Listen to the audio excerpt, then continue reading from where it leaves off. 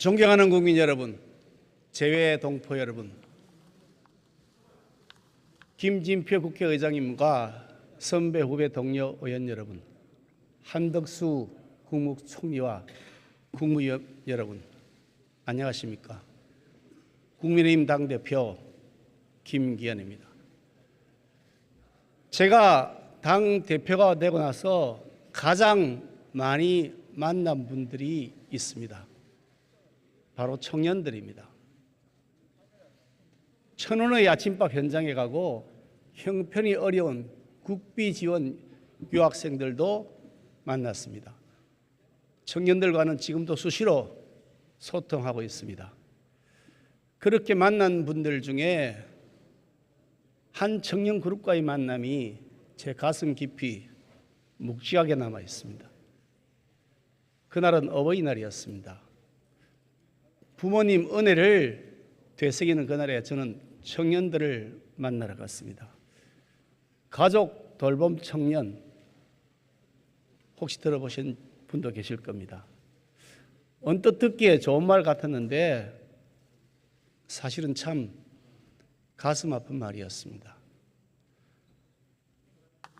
이제 막 사회에 나온 젊은 청춘들이었습니다. 당장 자신의 앞가림도 하기에 벅찰 나이였습니다. 그런데 이 청년들이 가족 생계 책임지고 부모님 병원비 대고 동생 학비까지 책임지고 있었습니다.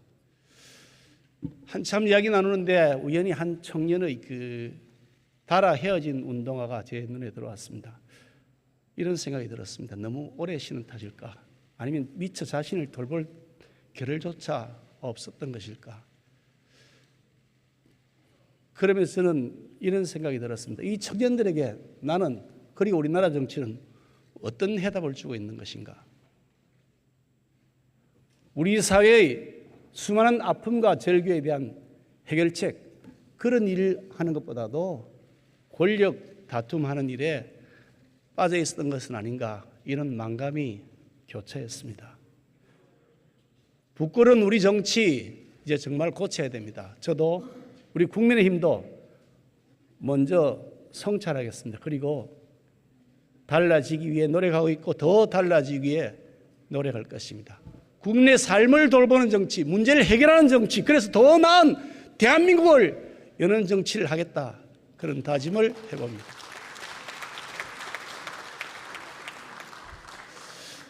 어제 이재명 대표님 말씀 잘 들었습니다. 어지간하면 제가 이 말씀 안 드리려고 그랬는데 참으로 안타깝게도 동의하기 어려운 장황한 궤변이었습니다. 사법 리스크, 돈 봉투 비리, 남탓 전문, 말로만 특권 포기, 사돈 낱말 정당 대표로서 하실 말씀은 아니었습니다.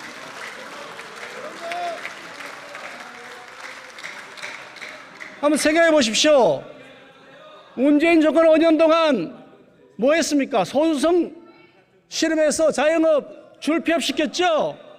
집값 폭등시켰지 않습니까? 전월세 대란 만들었지 않습니까? 그래서 국민을 좌절시킨 정권, 어느 당 정권입니까? 제 말이 거짓말입니까?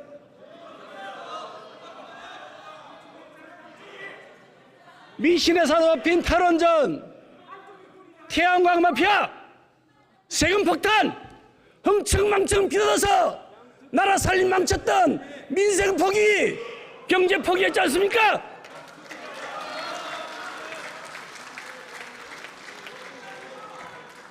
국회 한번 보세요. 공수처, 검수완박, 엉터리 선거법 날치기 처리, 이런 정쟁하고 조국 같은 인물이나 감싸고 돌던 반쪽짜리 대통령, 과연 문재인 정권에서 정치란 게 있긴 있었습니까? 제 마음대로였죠.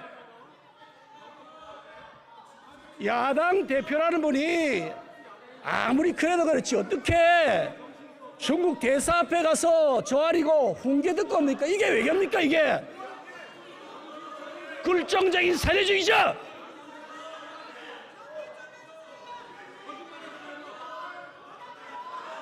포함지는 민주당 의원들에게 묻습니다. 이거 민주당 이게 맞는 길이라고 생각하십니까?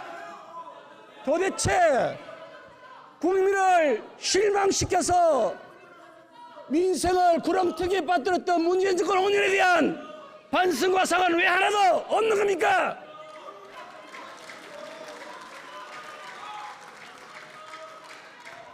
정권 교체라는 역사적 심판받았죠. 그러고서도 쇄신은커녕 퇴행의 길을 이렇게 끝까지 고집하실 겁니까? 윤석열 정부가 실패하면 민주당 정권이 성공할 것이다. 이런 미신 같은 줌을 계속해야 한다고 국민들이 속을 줄 아십니까? 천만의 말씀입니다. 언제까지 반지성적이고 반이성적인 개딸 팬덤의 포로가 되어 있을 겁니까? 존경하는 민주당 의원 여러분, 공천 걱정되시죠? 충분히 공천 걱정되시는 게 이해됩니다. 그렇지만 아무리 그래도 특정 정치인의 개인적 왜곡된 권력 야욕에 맹목적으로 충성하는 길에서 벗어나시기 바랍니다.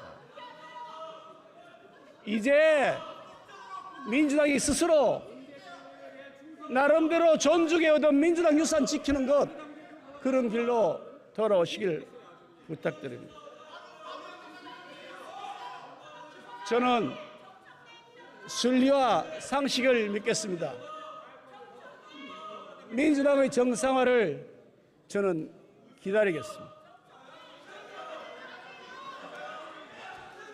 존경하는 국민 여러분, 오늘날 대한민국은 역사상 가장 찬란한 시대를 열었습니다. 전 세계가 우리 문명과 기술에 찬사를 보냅니다. 우리가 G8 국가 반열에 우뚝 올라섰습니다. 위대한 국민이 만들었던 위대한 기적입니다. 그런데 문제는 우리의 내일입니다. 혹시 지금이 우리의 최고 정점이고 이제부터 내리막길은 아닐까? 많은 국민이 미래를 불안해하고 있습니다. 대한민국 성장판이 닫히진 않을까 걱정하고 있습니다. 저성장 공포가 경제를 무겁게 짓누릅니다. 반도체, 2차 전지, 자동차 조선업에서는 나름 선전하고 있습니다. 그렇지만 아직 AI, 로봇, 차세대 모빌리티, 우주항공, 방위산업 분야는 여전히 기술 격차의 벽이 높습니다. 소득 불평등, 절대 빈곤이 서민들의 삶을 여전히 위협하고 있습니다. 일자리 양극화 심해졌습니다. 중산층이 흔들리고 있습니다. 결혼 포기 시대에 접어들었습니다. 이대로 가면 국민연금, 건강보험, 기금 고갈, 시간 문제입니다. 다 잘 아시지 않습니까? 하지만 저는 믿습니다. 우리 대한민국은 인류 현대사에서 가장 빛나는 기적의 이정표를 만들어 온 나라입니다. 우리는 이 기회를 퀀텀 점프의 기회로 만들 수 있고 만들어야 합니다, 여러분.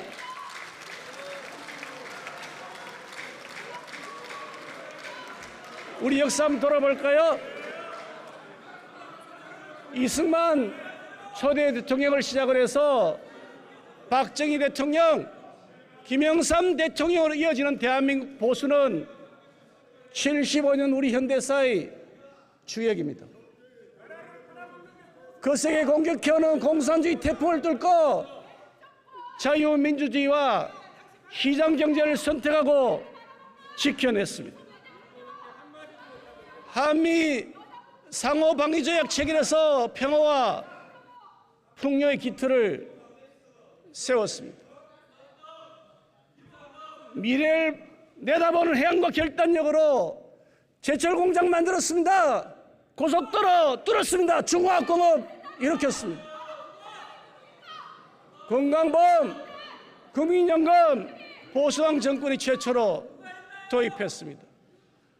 황량했던 국토가 울창한 숲으로 뒤덮이게 했습니다. 이 모든 결정적 변화를 이끌었던 선두에 바로 보수당이 있었습니다.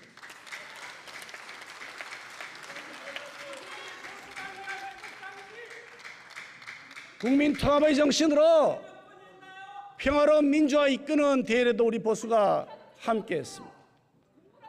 중요한 역사적 순간, 국가적 운명이 길어마다 우리 보수는 결정적 변화로 대한민국 성공의 역사를 만들어 왔습니다.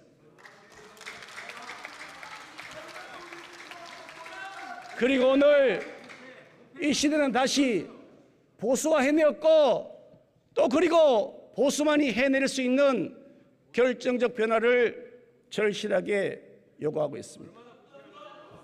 자유, 시장, 법치, 동맹, 공동체를 중시하는 보수의 가치가 위기 극복의 해법이었음을 우리 국민들이 잘 알고 계시기 때문입니다. 낡은 제도, 관행, 기득권과 이제는 결별합니다. 과감한 경제 개혁과 정치 쇄신이 필요합니다. 다음 세대에게 불행을 물려줘서는 안 됩니다. 지속 가능한 대한민국으로 전진해 나가야 합니다. 이제 다시 보수가 해내겠습니다. 우리 국민이 힘이 앞장서서 결정적 변화를 이끌어 대한민국을 다시 뛰게 만들 것입니다.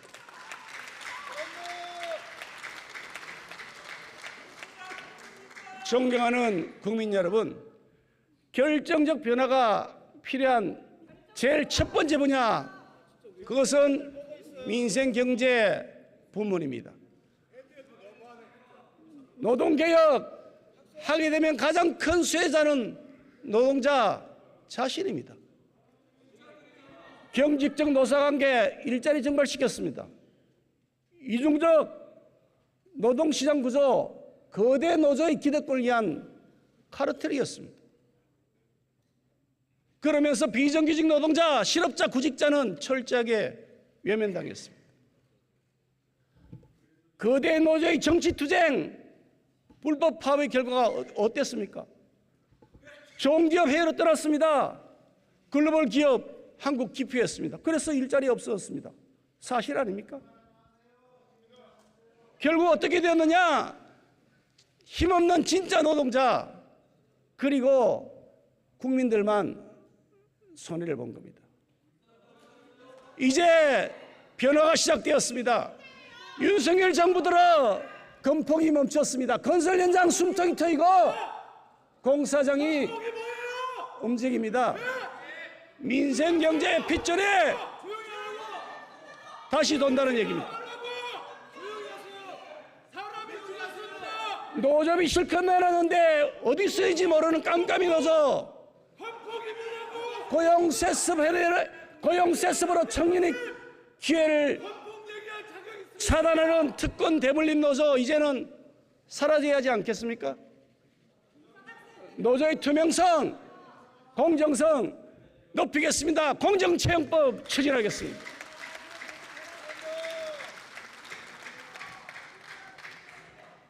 근로자의 필요와 선택에 따라서 쉬고 싶을 때는 확 쉬고 일할 때는 집중해서 일할 수 있게 해줘야 합니다. 그래서 탄력적 근로시간제는 노동자와 기업 모두에게 윈윈이라는 겁니다. 우리 국민의힘과 윤석열 정부는 노동개혁 로드맵 완벽하게 준비했습니다. 민주당만 결단하면 바로 시작할 수 있습니다. 우리나라 법인세 최고 세율이 무려 26.4%입니다. 미국, 프랑스, 영국보다 높고 심지어 중국보다도 높습니다. 기업이 부담하는 준조세가 무려 90개에 달합니다. 상속세 폭탄, 100년 기업의 탄생을 가로막고 있습니다. 유럽에서 가장 가난했던 나라 아일랜드는 세계적인 부자 나라로 올랐었습니다. 왜냐고요? 법인세 인하를 통해서 전 세계의 글로벌 기업을 끌어들인 결과입니다. 과중한 조세는 경제 쇄국 정책입니다. 국경 없는 시대입니다. 우리만 과중한 조세를 계속 고집하면 글로벌 경쟁 시대에 쇄국 정책으로 결국 우리는 더 큰 어려움의 길을 가게 될 것입니다. 물론 세수 상황을 면밀하게 살피긴 하겠습니다만 시급한 조세 개혁 빨리 착수해 나가겠습니다. 혁신을 방해하는 낡은 규제 걷어내야 됩니다.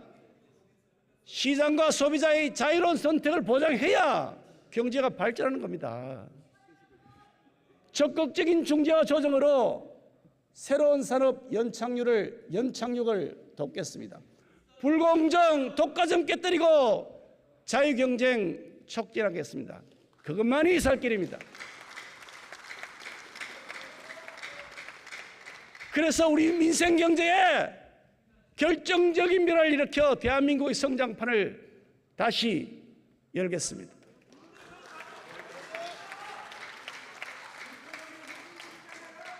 존경하는 국민 여러분, 결정적 변화가 필요한 두 번째 분야, 바로 정치 분야입니다. 21대 국회도 이제 1년이 채 남지 않았습니다. 돌이켜보면 아쉬운 장면이 많았습니다. 국민들께 많은 실망 드렸습니다. 어떻게 하면 국민 신뢰를 회복할 수 있을까 고민합니다. 저는 책임 있는 정치인으로서 이 자리에서 오늘 3대 정치 쇄신 공약을 야당에게 제안합니다. 첫 번째, 국회의원 영수 10% 감축에 나섭시다. 국회의원 숫자가 많으냐 적으냐 갑론을박이 있습니다. 그런데 정답은 국민입니다. 주권자인 국민들께서 많다고 하면 다 이유가 있는 겁니다. 정치 광이라는 것 아닙니까? 아니, 입법을 마구 남발해서 경제공해 사회분열을 일으킨다고 야단치시는 거 아닙니까?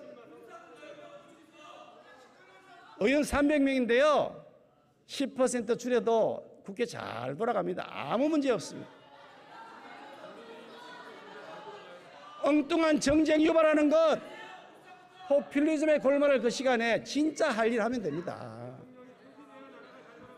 두 번째, 무노동 무임금 제도를 도입합시다. 김남국 의원처럼 무단결근 연락두절에 치과까지 해도 꼬박 봉급 나오는 세상에 그런 직장이 어디 있습니까?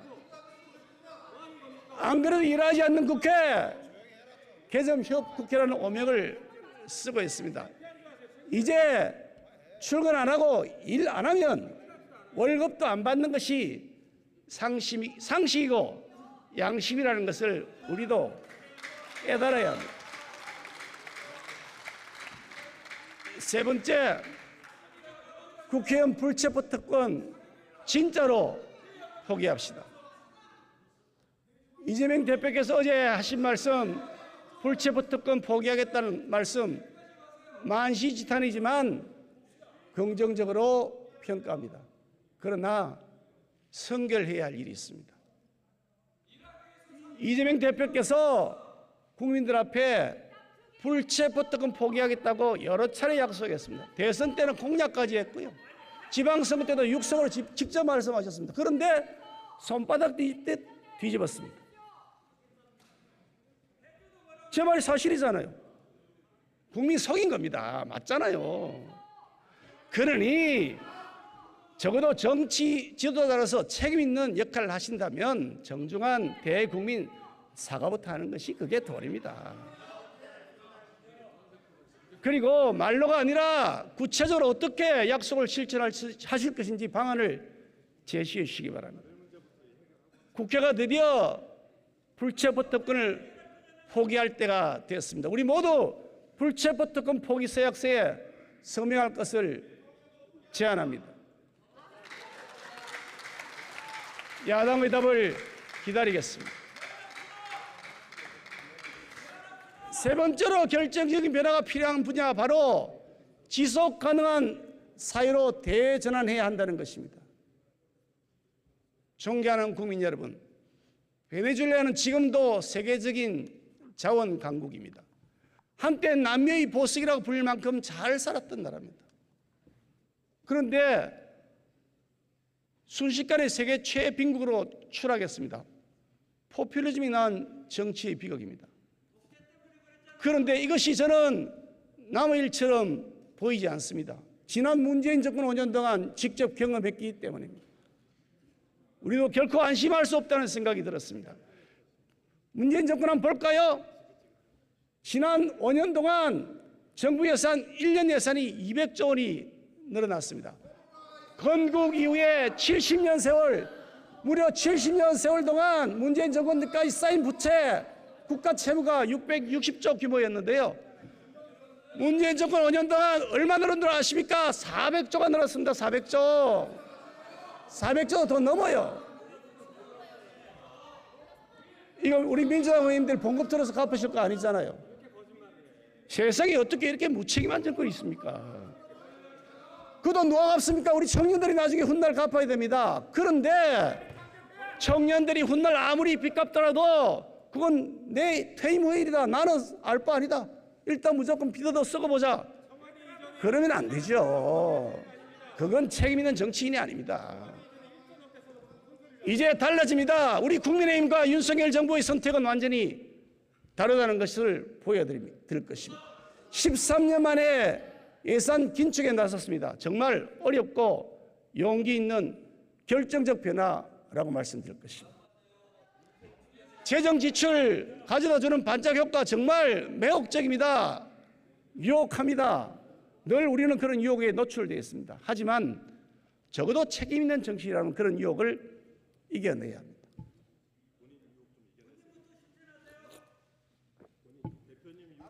재정 중독, 일단 쓰고 보자는 무책임 정치에 대한 제어 장치가 필요합니다. 재정 준칙, 이거 문재인 정부 시절에 하자고 했지 않습니까? 근데 말만 해놓고 왜 안 해요? 이제 윤석열 정부는, 우리 국민의힘은 재정 준칙을 도입할 것입니다.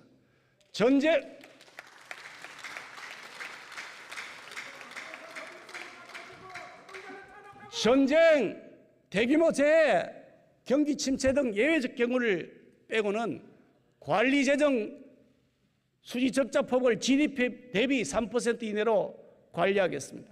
국가 채무 비율이 GDP 대비 60%를 넘으면 적자 비율을 2% 이내로 낮출 것입니다. 추경 말씀하시는데요. 이제 추경 중독 끊어내야 됩니다. 아니 전부 다 빚어넣어서 퍼주자는 것 아닙니까? 그 돈 어디서 납니까? 빚어내야 되는데. 조사하면 못 삽니다. 국민 속이는 것입니다. 복지정책 기조도 이제 확 바꿔야 합니다. 획일적이고 무차별적인 현금살포, 이거 복지 아닙니다. 퍼주기죠. 헬리콥터 타고 돈 막 버려보십시오. 어떻게 됩니까? 부익부, 빈익빈만 더 가중됩니다.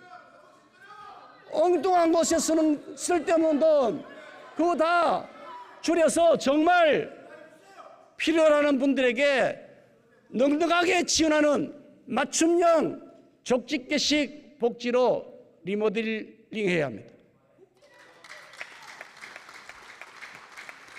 교육, 의료, 교통, 문화 같은 인프라 복지도 확충해서 실질적인 혜택이 돌아가도록 하겠습니다. 자립을 돕고 계층 이등의 사다리가 되어줄 수 있도록 하는 선순환 복지를 더 늘리겠습니다. 그것이 올바로 된 복지 정책입니다. 연금개혁 더 이상 지체할 수 없습니다. 잘 아시잖아요. 청년들이 이렇게 말합니다. 어차피 내가 받지도 못할 국민연금인데 왜 내가 꼬박꼬박 내야 되냐고요. 지극히 당연한 권리주장 아닙니까? 문재인 정권은 5년 내내 한번 볼까요? 국민연금 손도 안 댔습니다. 계속해서 폭탄 돌리기만 했습니다. 사실이잖아요. 그만큼 매우 민감한 사안인 거 알고 있습니다. 그렇기 때문에 충분한 설득과 사회적 합의가 꼭 필요합니다. 이게 정쟁의 소재가 되면 개혁은 좌초합니다. 그래서 민주당에게 부탁드립니다. 초당적인 협조를 정중하게 요청합니다.